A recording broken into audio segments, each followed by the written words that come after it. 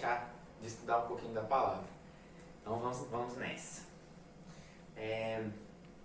Vamos direto ao assunto.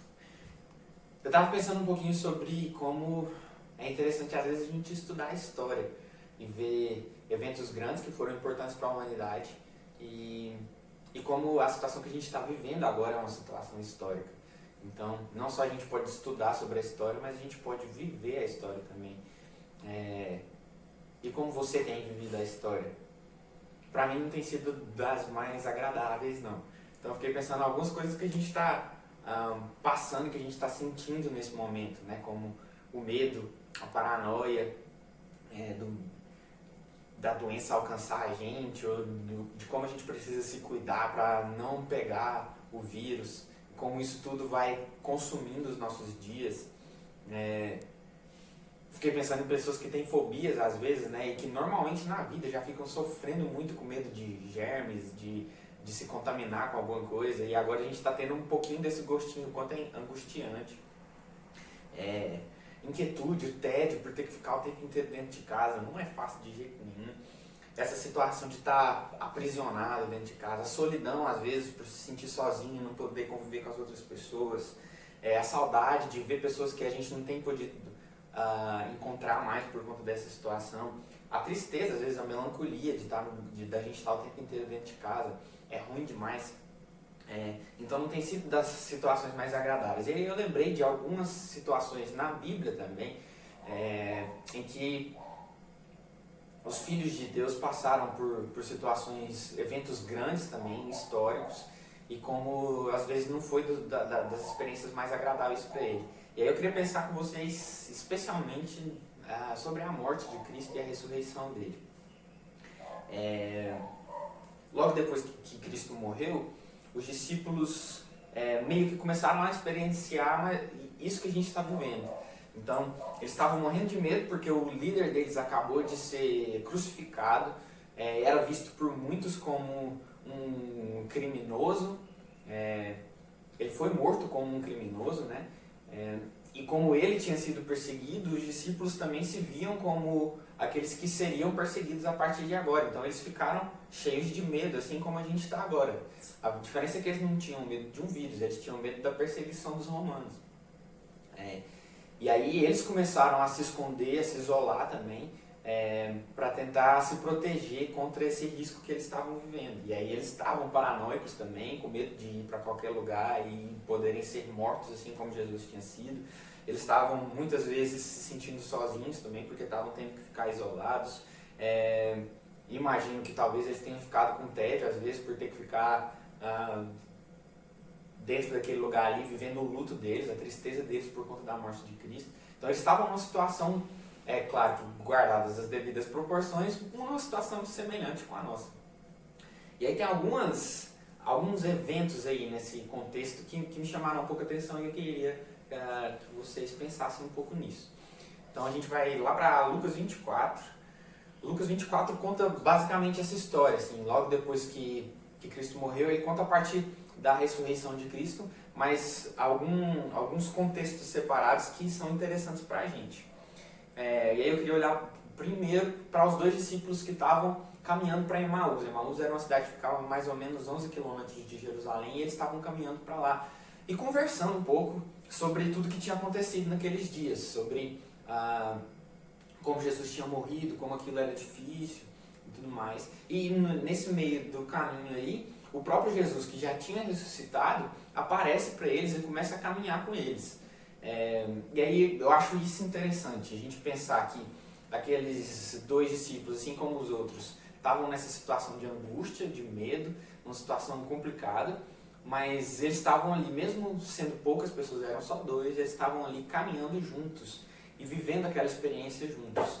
E logo depois Jesus chega e caminha com eles também. Então, a primeira coisa que me veio à cabeça foi a gente pensar que não é porque a gente não está junto fisicamente, ou não é porque a gente não está num número grande de pessoas reunidas, que a gente não pode viver essa situação juntos. A gente não precisa viver essa situação sozinho. Então aqueles discípulos ali estavam os dois vivendo a dor deles, compartilhando a dor deles juntos, e a gente pode e deve fazer a mesma coisa, né? Então, às vezes com os nossos familiares dentro de casa, às vezes ligando, conversando com os nossos irmãos, mandando mensagem. A gente tem tantos recursos, né? Naquela época não tinham, que a gente pode aproveitar para conviver.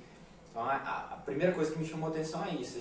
Não é porque a gente não está congregando num horário marcado, toda semana, num lugar onde a gente se reúne um bando de gente, que a gente não pode congregar. Congregar é mais do que isso. Jesus andou com eles ali, Jesus estava congregando com eles. Então a gente pode congregar. Não é porque a gente não está se reunindo no templo que a gente deixou de ser igreja. Nós continuamos sendo igreja. A gente é igreja onde quer que a gente esteja. E a gente pode congregar como igreja onde quer que a gente esteja, ainda que fisicamente a gente não esteja junto. Então, aproveita essa chance que você tem agora para, quem sabe, desenvolver mais contato com os irmãos da sua igreja. Você não está vendo eles toda semana, mas será que você não pode conversar mais com eles, mandar mensagem, perguntar como é que tem sido essa experiência para eles, dividir um com o outro como é que tem sido essa experiência para você. Então essa é uma das coisas que me chamou a atenção. É isso, não é porque a gente está separado que a gente deixa de estar junto, nós ainda estamos juntos. Nós continuamos a caminhar juntos, assim como aqueles 2 discípulos estavam caminhando juntos para Emaús. A outra coisa que me chama a atenção nesse mesmo lugar aí é que eles não reconheceram Jesus, né? Jesus chegou, ficou com eles, caminhou com eles, ensinou para eles um bando de coisa e eles não tinham reconhecido ainda Jesus. Então eu fiquei pensando, por que eles não reconheceram Jesus? A Bíblia fala que é como se os olhos deles estivessem fechados. Mas eu fiquei pensando um pouco na própria experiência de Jesus, né? Tem outros pontos na Bíblia que falam um pouco desse ambiente espiritual que Cristo viveu, né? Que desceu ao inferno, nesse tempo em que ele estava morto aí nos 3 dias. E é como se, após a ressurreição, Cristo aparecesse de uma maneira diferente. Né? Após a morte dele e a ressurreição, ele aparecesse de uma maneira diferente. Então não é nem só nesse único momento em que as pessoas não reconhecem Jesus a princípio. É claro que tinha o choque por conta de ele ter morrido e agora estava aparecendo de novo, por isso eles não reconheciam, mas eu acredito que é como se Jesus aparecesse de uma forma diferente. Até fisicamente ele estivesse diferente. E aí eu fiquei pensando um pouco na nossa experiência também. Fazendo um paralelo com o próprio Cristo, né? A gente precisa viver essa situação não só como se ela fosse uma pausa na nossa vida para depois ela voltar ao normal. A gente precisa viver essa situação a fundo como uma oportunidade para a gente mudar, para a gente crescer, para que depois que passar toda essa situação, quando nós voltarmos para a nossa rotina normal, não seja simplesmente uma volta à rotina normal, né? Não seja simplesmente dar o play numa pausa que a gente estava vivendo, mas a gente voltar de uma maneira diferente mesmo, a gente ir para a nossa rotina normal de uma maneira diferente. Nós precisamos, inclusive, ser diferentes agora. A gente não precisa esperar voltar à nossa rotina para que a gente seja diferente. Nós precisamos mudar agora, nós precisamos aproveitar essa oportunidade que a gente está tendo, e todos os dias são uma oportunidade nova para a gente, da gente crescer, da gente mudar, da gente buscar se aproximar de Deus, da gente buscar se aproximar um do outro, como eu estava falando. Às vezes encontrar novas estratégias para a gente congregar, para que quando a gente puder voltar para a igreja e tiver todo mundo junto, a gente saiba congregar ainda melhor, a gente saiba viver ainda melhor, e a gente aprender que não precisa ser só no domingo que a gente está junto, a gente pode estar junto o tempo inteiro, a semana inteira, sendo igreja juntos. Então é importante a gente pensar nisso, né? Como essa situação toda que a gente está vivendo como uma oportunidade para a gente mudar, para a gente crescer. E a outra coisa que me chama a atenção nessa situação é que Jesus estava se manifestando, Jesus estava ali com eles, ainda que eles não reconhecessem. E da mesma forma, para a gente, Deus está com a gente, Deus se manifesta no nosso meio, Deus se manifesta na intimidade do nosso lar, ainda que a gente não perceba, né? Então a gente precisa buscar sempre estar sensível, estar atento para perceber Deus agindo no nosso meio, né? Ainda que a gente não esteja na igreja, a gente está na nossa intimidade aqui, e Deus continua agindo, Deus continua cuidando da gente no nosso dia a dia. Mesmo nas situações que não são vontade dele, ainda assim ele está agindo. E a gente pode olhar para o próprio Jesus, né? Jesus está ali antes de morrer no Getsemane, orando, angustiado e pedindo: Pai, se possível, passe de mim esse cálice. mas que seja feita a tua vontade. Ou seja, Pai, eu não queria estar passando por isso, essa não é a minha vontade, mas eu permaneço aqui. E Deus com a gente nessa situação é a mesma coisa.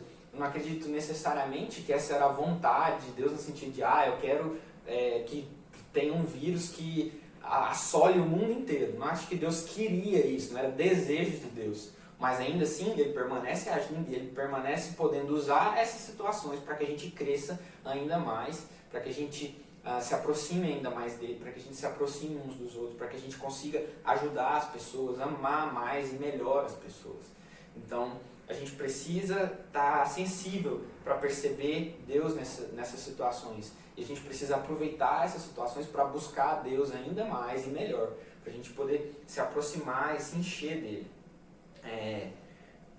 Nós precisamos de Deus e precisamos uns dos outros. A gente precisa de Deus, a gente precisa conviver com Cristo e precisamos da igreja.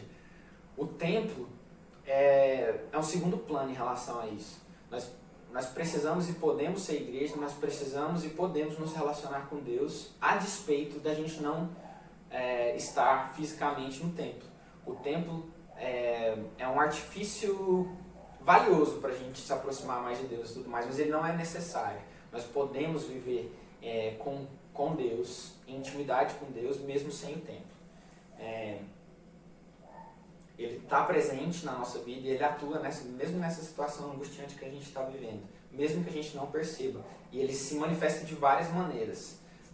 Assim como ele apareceu para os discípulos e eles não reconheceram, ele pode estar agindo na sua vida e você não está reconhecendo. Então vamos tentar ser sensível e atento para perceber as diversas maneiras que Deus se manifesta e cuida de nós no nosso dia a dia.